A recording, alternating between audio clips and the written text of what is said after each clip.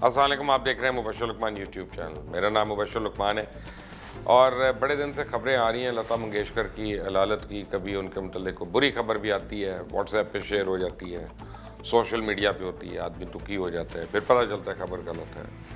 तो मैंने कहा इस तरह और भी कुछ खबरें बड़ी क्यूमुलेट हुई हुई हैं शो बेस की, उनके मतलब मैं पता करता हूँ आज उनकी हकीकत क्या है, कि ये हो क्या रहा है, इतनी डिसइंफॉर्मेशन क्यों है आज के दौर में। तो मुझे ज्वाइन किया जनाब ताहिर सरवर मीर साहब ने। आजकल तो GNN से अपना शो करते हैं लेकिन किसी तारुफ के मोहताज नहीं है। शोबिस की दुनिया में इनका वही नाम है जो नवाज शरीफ के घर में डॉक्टर अदनान का नाम है, उतना ही इनका ताल्लुक़ और वास्ता है उनके साथ। लेकिन आपने अगर अभी तक इस चैनल को सब्सक्राइब नहीं किया तो प्लीज़ कर लें, बेल आइकॉन को प्रेस करें और वीडियो को शेयर करना और लाइक करना मत भूलिएगा। मीर साहब अस्सलाम वालेकुम एंड थैंक यू। जी अस्सलाम वालेकुम। बड़े अरसे के बाद मुलाकात है। लता मंगेशकर के मतलब बताएं, उनकी तबीयत कैसी है? मुबश्शिर भाई वो ठीक नहीं है। खुदा से दुआ है कि वो अल्लाह मियाँ उन्हें ज़िंदगी दे और सेहत के साथ ज़िंदगी दे। 90 इयर्स से वो ज़्यादा उनकी एज है और अब ये मैक्सिमम इस दुनिया में ये सही एज है वैसे? मेरा ख्याल है कोई 1-2 साल का हो सकता है कोई फ़र्क इस हो। उम्र में आके तो 2 साल का बहुत फ़र्क होता है मीर साहब। हाँ ठीक आप ये कह रहे हैं। वो देखिए ना जी, उनका जो टाइम स्पैन है गाने का, वो मैक्सिमम जो है वो लता जी गाई हैं, क्योंकि वो इतना अरसा वो इसलिए गा सकी कि एक तो उनकी प्रायोरिटी रहा, उनका रियाज ज़िंदगी में बहुत शदीद था। दूसरा ये है कि जो उनकी गाने की टेक्निक थी कि वो सीने से उनका गाना नहीं था, उनका रगी का गाना था। आप तो समझते हैं सारी टेक्निक को कि रगी का जो गाना है वो आर्टिस्ट जो है या सिंगर जो है लंबे अरसे तक, तो लता जी जो है बहुत लंबा अरसा 50 साल तकरीबन गाई। तो और इससे मैक्सिमम जो है वो इससे क्या, और तबीयत उनकी जो है वो बेहतर नहीं है, वो ख़राब है, बीमार है। अल्लाह उनको सेहत दे और जितनी देर वो सेहतमंद हों और उतना ही गाती रहें लोगों को। अब जैसा भी गाएंगी ना तब भी लोगों के लिए वो लता दीदी एक ही ब्लेसिंग और रहेंगी। तोहफा ही है। ठीक कह रहे हैं आप। लेकिन एक बड़ी शोहरत पाई है लता मंगेशकर ने अपने मुखालफिन को मार भी पड़वा के, और कुछ कहते हैं मरवा के भी, पता नहीं कॉन्स्पिरेसी थ्योरीज हैं। कहते हैं सुमन कल्याणपुर को जहर दिलवाने में उनका हाथ था, क्योंकि सुमन कल्याणपुर की आवाज़ सुने तो लगता है लता की आवाज़ है। गूगल करें ना अभी जाके ज़रा, ये क्या जैसे मैडम नूरजहाँ कुट देती थी पकड़ के बंदे को, लता दीदी की भी आदत थी इस तरह की? हाँ, ये जो है यहाँ तो ये हुआ है कि निसार बज़मी साहब बहुत बड़े मौसीकार थे, उनसे कॉन्फ्लिक्ट हो गया था, फिर रूना लैला को थप्पड़ जो है वो ये भी हमने सुना है। इसी तरह जो है लता जी के बारे में भी कि वो स्ट्रॉन्ग होल्ड उन्होंने बॉलीवुड में किया और म्यूज़िक डायरेक्टर्स को भी मना किया और प्रोड्यूसर्स पे भी जो कहा कि जी इनसे गवाएं और इनसे ना गवाएं। लेकिन मुबश्शिर भाई इस सब के बावजूद आप ये समझते हैं कि मलका तरन्नुम नूरजहाँ हो या लता मंगेशकर हों, इन जैसा कोई भी नहीं था। सुमन कल्याणपुर की आप बात कर रहे हैं या मैं तो बात करूँगा कि लता के घर में आशा हो या उषा हो, कोई भी लता मंगेशकर जैसा तो नहीं है। लेकिन ये शायद अच्छा, आशा के टाइम पे भी अगर मेलो टाइम आ जाता तो शायद वो भी बन जाती है अच्छी सिंगर। अब वो तो अब आया ना बाद में, तो वो ज़रा नज़र आ गया। लेकिन ये बिल्कुल जो भी टेक्निक्स आती रहीं वो तो सिंगर यूज़ करते रहे। लेकिन जो खान साहब लोग हैं या प्रोफेशनल लोग हैं या ख़ुद आम लोगों की भी जो हिस्से लताफत है, सुनने की हिस्स जो है, वो शायद ये बताती है, इंडिकेट करती है कि लता मंगेशकर जैसा जिस तरह से प्लेबैक उन्होंने गाया है दुनिया में और किसी सिंगर ने उस तरह से नहीं गाया। तकरीबन लता मंगेशकर के मतलब आपको बताऊं मुतात अंदाजे के मुताबिक उन्होंने 71,000 गाने गाए अपने पूरे करियर में, और अगर आप इनका ब्रेक डाउन करें तो एक दिन में 2 गाने बनते हैं रफली जो उन्होंने गाए। तो गाना, उसकी धुन बनाना, उसको रचाना, तो फिर उसको गा देना, ये क्या मलका हासिल था उनको? पिछले 40 साल से मैं म्यूज़िक सुन रहा हूँ, 33 साल से तो मैं जर्नलिस्ट भी हूँ। यकीन कीजिए कि कुछ गाने तो ऐसे हैं लता मंगेशकर के कि अगर आपने 5000वीं दफ़ा सुने हैं तो उसमें कुछ ना अच्छे लगते हैं, कुछ आपको ज़रूर नई चीज़ सुनने को मिलती है जो आपको पहले कन्वे नहीं हुई होती। ख़ास तौर पे जिक्र करना चाहूँगा एस.टी. बर्मन ने जो गाने बनाए, सलील चौधरी ने जो गाने बनाए, और आर.डी. बर्मन ने जो गाने बनाए, नौशाद साहब ने जो गाने बनाए, वो बहुत ही जो है वो लाजवाब। और गाने तो देखिए इन मौसीकारों के और सिंगर्स ने भी गाए हैं, लेकिन शायद जो लता ने गा के उन स्थाइयों के, उन अंतरों के भाग जगाए हैं, उस तरह से ये एक्सपीरियंस ना कभी पिछले 50 साल में हुआ है, ना कभी आगे हो। वो इवन मुखड़ा कोई भी अस्थाई और अंतरा सिर्फ नहीं, इवन मुखड़े को उन्होंने उठा दिया। जैसे आपने एस.डी. बर्मन की बात की है, तो वो क्या था, कांटों में खींच के मेरा आंचल, वो गाइड का गाना जो उन्होंने शुरू जैसे किया उन्होंने, गाइड, तो बिल्कुल। वो अपना कौन कर सकता था उसमें जो सिचुएशन है वो देखिए कि रेडे के ऊपर, रेडे, और वो रस्मो रिवाज से वो खातून जो वहीदा रहमान ने वो रोल किया, साड़ी पहनी भी है, साड़ी पहनी है, वो बगावत कर रही हैं। तो उनकी लता जी की आवाज में जो बिलीव इन, जो सिचुएशन सारी समेटी है उन्होंने, वो शायद उन्हीं का खासा है। और वहाँ से कभी खुशी कभी गम तक का सफ़र जो है, और हर जगह अपने अल्फाज की हुर्मत का पास करना। मुबश्शिर भाई, ये यहाँ मैं जब लता जी की इतनी तारीफ़ें कर रहा हूँ, और वो मेरी कोई हैसियत नहीं है उनके सामने, लेकिन क्योंकि मैं एक लिसनर हूँ, मैं ये जो है टेक्निकली थोड़ा ऐड करना चाहूँगा कि ये जो गाने हैं, दीदी तेरा देवर दीवाना या कभी खुशी कभी गम, वो सुर का वो मयार नहीं रहा था। ये मैं कहता क्यों उन्होंने कॉम्प्रोमाइज़ किया, उनमें थोड़ी थोड़ी लता पैसों की तो ज़रूरत नहीं थी, उनमें थोड़ी थोड़ी, पहले मैं अपना कमेंट कर लूँ कि उनमें थोड़ी थोड़ी लता जी तेतरी हैं। तेतरी म्यूज़िक की वो टर्मिनोलॉजी है कि जिसमें मुकम्मल आर्टिस्ट जो होता है, सिंगर जो होता है, वो सुरीला नहीं होता। तो ये वो गाने हैं जिनमें लता जी का सुर का वो मयार नहीं है कि जो उन्होंने कहा गाया था, लग जा गले, फिर ये हसी रात हो ना हो, या आंधी फिल्म के जो गाने हैं, या उससे पहले जो वो गाने हैं।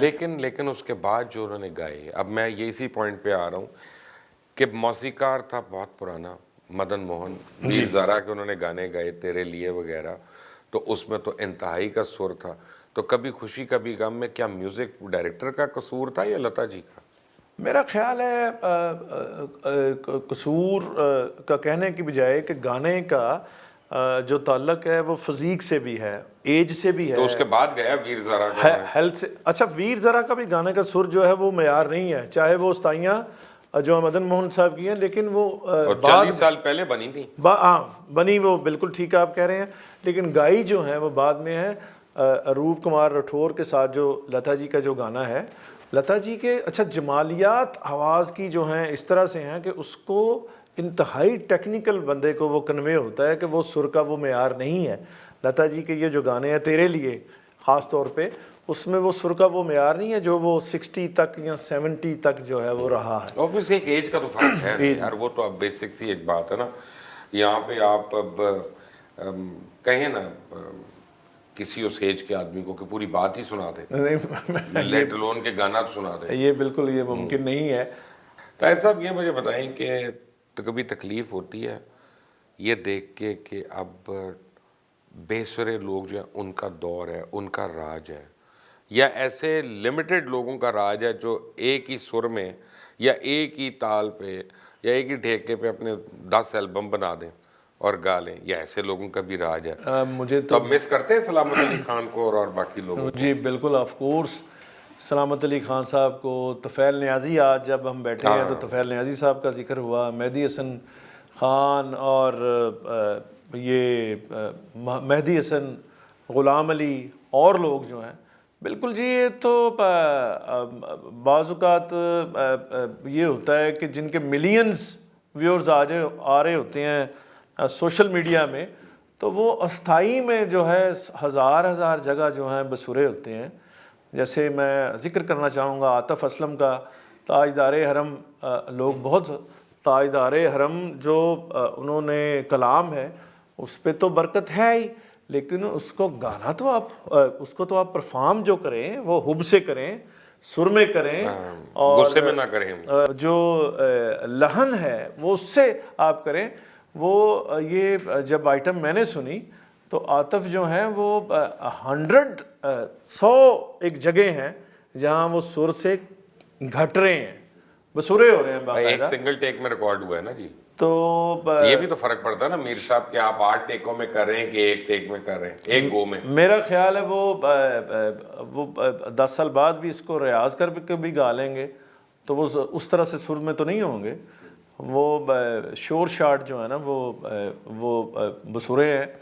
और लेकिन नाक में उनकी जो आवाज़ है, यूनिक वॉइस, वो उनको नंबर 1 आर्टिस्ट बना ये शायद नेज़ल जो है वो नाक भी पार्ट ऑफ बॉडी है, तो निखाद जब लगेगा सुर, निखाद का तो वहाँ तो लगना ही चाहिए सुर, लेकिन वो सारा ही गाना जो गंधार है, जो गले से पेट से आना चाहिए गंधार, तो वहाँ भी नाक ही आपका बोल रहा हो। और जो है आरे गामा पंचम जो है, पंचम नाक और सीना उसमें मिक्स करना पड़ता है, तो ये भी सारा अगर नाक से ही हो रहा होगा तो वो उसको इसमें कहते हैं नाका गाना, जो बहुत ही सब स्टैंडर्ड गाना होता है। तो इसलिए लेकिन अब लोगों का क्या है, लोगों की बेचारों की सुनने की उस तरह से ग्रूमिंग नहीं की गई, तो उनको समझ नहीं आएगा, तो वो कैसे तखसीस करेंगे कि ये आतिफ असलम है या ये राहत है या ये शफकत अमानत है या ये कोई और। प्रॉब्लम एक और है, जिन लोगों ने लता को सुना, मेहदी हसन साहब को सुना, तुफैल नियाजी को सुना, उनमें से ही लोग हैं ना जो आतिफ असलम को भी पसंद कर रहे हैं। मेरा ख्याल है बशर भाई, इस तरह से जो नहीं, नए भी हर जो सिंगर होता है या आर्टिस्ट होता है वो नए लिसनर भी पैदा करता है। ये कभी भी मुझे आप जो है एविडेंस ऐसा नहीं प्रोवाइड कर सकते कि जो तुफैल नियाजी को सुनता हो या मेहदी हसन को सुनता हो या नूर जहाँ को सुनता हो वो ये कहे कि जी आतिफ असलम भी सुर में सिंगर है। ये ऐसी एग्जांपल नहीं होगी। हाँ, लता मंगेशकर को सुनने, मैं कह रहा हूँ सुर की बात नहीं, लता मंगेशकर को सुनने वाले उनके एस्थेटिक्स जो हैं वो आम सुनने वालों को भी कन्वे होते हैं। लता मंगेशकर ऐसी सिंगर हैं या किशोर ऐसे सिंगर हैं जिनके गले के एस्थेटिक्स जो हैं वो एक लेमैन को भी कन्वे होते हैं। लेकिन हुसैन बख्श गिल्लू के लिए आप ये नहीं कह सकते, स्टैंडर्ड कायम नहीं कर सकते, या आप इवन मेहदी हसन के लिए ये स्टैंडर्ड कायम नहीं कर सकते। ये और मेयार हैं जो आम सुनने वाले को कन्वे नहीं होते। हुसैन बख्श गुलू साहब का आपको मैं एक बात बताता हूँ कि ये जो मीर साहब कर रहे हैं, अगर आपका ताल्लुक ऐसे एज ग्रुप से जो 21 साल से कम है तो शायद आपको ना पता हो कि गुलू साहब लगाते हैं बेडार सुर। बेडार सुर का मतलब है कि लेट से परिंदों की एक डार जा रही है और उनमें से कोई परिंदा जो है वो एक साइड पे निकल जाता है और उसके बाद फिर आगे से आके डार में मिल जाता है। ये यानी ये बेडार सुर है और वो आपको वो भी इतनी खूबी से वो करते हैं कि आप पकड़ भी नहीं सकते, करना तो दूर की बात है। अब कौन बताए तुफैल नियाजी इसके ओरिजिनेटर हुसैन बख्श गुलू। तुफैल नियाजी साहब ने तो इस तरीका कार को इन्वेंट किया था, फिर हुसैन बख्श गुलू साहब ने इसको जो काफ़ी मास्टर किया। हाँ, काफ़ी और सेमी क्लासिकल की दो दूसरी इसनाफ हैं उनमें जो है बहुत अच्छी तरह जो है इसको इस्तेमाल किया है। और हुसैन बख्श गुल्लू हमारे वो सिंगर हैं जिन्हें मीडिया ने सही नहीं प्लेस किया, लेकिन मैं यहाँ जो मुबश्शिर लुकमान साहब को क्रेडिट देना चाहूँगा कि मैंने मेन स्ट्रीम टेलीविज़न पे ARY पे देखा है कि ये सोलो प्रोग्राम जो है, एक दिन मैंने ARY लगाया न्यूज़ तो वहाँ हुसैन बख्श गुल्लू बैठे हुए थे, तो ये मेरा ख्याल है दूसरे किसी सहाफ़ी को पता भी नहीं है हिफ्ज़ मरातिब का। असल में मैं इसको एक और तरीके से देखता हूँ मीर साहब, मैं जब राहत फ़तेह अली खान को सुनता हूँ या देखता हूँ या हुसैन बख्श गुल्लू साहब को अगर, तो मैं ये देखता हूँ कि 7 बिलियन आबादी है कायनात की।